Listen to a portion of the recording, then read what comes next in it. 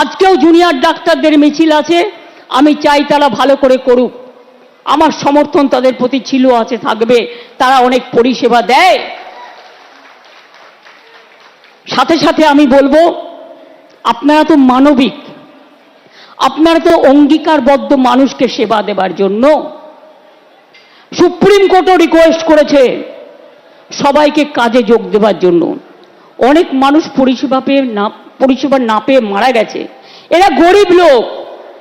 যারা বড় লোক, কোটিপতি, অনেক টাকা আছে, তারা প্রাইভেট হাসপাতাল ট্রিটমেন্ট করতে পারে, কিন্তু যারা গরিব লোক তারা পারে না। কোথায় যাবে বলুন তো? একটা প্রেগনেন্ট লেডির যদি বাচ্চা জন্মাবার সময় হয়, ডাক্তাররাই তো তার ডেলিভারিটা করে, সে কি ওয়েট করতে পারে? তার তো একটা সময় থাকে। একটা হার্ট অপারেশন যদি কারো হার্ট অ্যাটাক হয়, সঙ্গে সঙ্গে ব্যবস্থা নিতে হয়। এই ধরনের অনেক রোগ আছে যা আপনারা করেন, সিনিয়র ডাক্তাররা সাথে থাকে, জুনিয়র ডাক্তাররা করেন। এর থেকে আপনারা ট্রেনিংটাও পান, ট্রেনিংটাও হয়ে যাক। আমি আপনাদের কথা দিচ্ছি, আমি আজকে মিটিং করছি, আজ পর্যন্ত বলছি, আমরা কোনো ব্যবস্থা নিইনি। আপনারা আন্দোলন করেছেন, আমি কোনো ব্যবস্থা আপনাদের বিরুদ্ধে নেব না। কারণ আমি যেহেতু মনে করি আপনাদের দুঃখ থাকতে পারে, অভিমান থাকতে পারে, ক্ষোভ থাকতে পারে, আপনারা বিচার চাইছেন। কিন্তু এবার আস্তে আস্তে জয়েন করুন, এবার আস্তে আস্তে যোগদান করুন। তা নাহলে সুপ্রিম কোর্ট কিন্তু সেদিন বলেছিলেন, এরপর থেকে স্টেট গভর্নমেন্টকে পাওয়ার দেওয়া হলো টু টেক অ্যাকশন। আমি অ্যাকশন নিতে চাই না, তার কারণ আমি চাই ওরা ভালো করে পড়াশুনো করুক। আমি যদি কারোর বিরুদ্ধে এফআইআর করি, তার ভবিষ্যৎটা নষ্ট হয়ে যাবে, সে আর কোথাও চান্স পাবে না, পাসপোর্ট পাবে না, ভিসা পাবে না।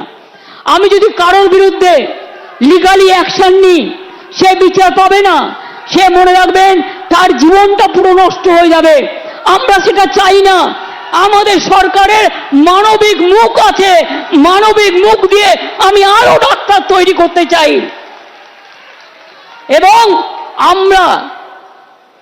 আমরা একমাত্র গভর্নমেন্ট যেটা নারী সুরক্ষার জন্য রাত্রি সাথী আমরা ডাক্তারদের জন্য তৈরি করেছি।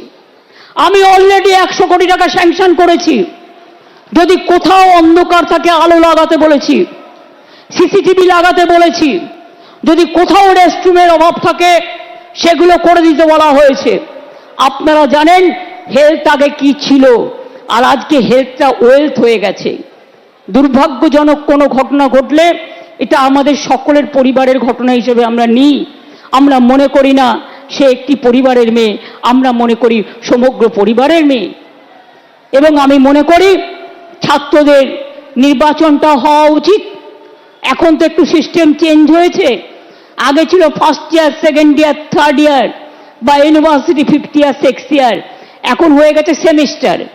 সুতরাং সেইভাবে তৈরি করে আমি ব্রাত্যব সেখানে আছে, আমি বলবো যে তাকে একটা টাইম টেবিল তৈরি করে এসবগুলো থেমে যাক, পুজোটা হয়ে যাক, তারপরে আমরা নির্বাচনগুলো আস্তে আস্তে করিয়ে দেব।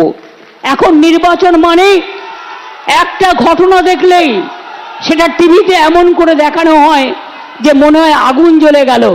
আরে আমিও ছাত্র পরিষদ করে রাজনীতিতে এসেছি।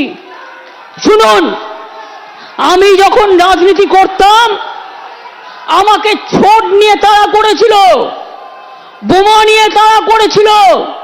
বক্সিদা জানে, সেদিনকে তাদের পাড়ায় একটা রেস্টুরেন্ট ছিল স্যাঙ্গু ভ্যালি, আমাকে ঘরে ঢুকিয়ে না দিলে সেদিনই আমায় কোপ মারত। আমি আন্দোলন করছিলাম আশুতোষ কলেজে, স্লোগান দিচ্ছিলাম। আমাদের দুটো ছেলেকে গাড়িতে তুলে সিপিএম এর গুন্ডারা নিয়ে যাচ্ছিল। খবর পেয়ে আমি ছুটে যাই, আমি আর অশোকা তখন আমার সাথে থাকতো। ছুটে গিয়ে অশোকা ওর কলার ধরে, আর আমি দুটো থাপ্পড় মারি, মেরে ছেলে দুটোকে রেস্কিউ করি। মনে রাখবেন অনেক করেছি আমরা।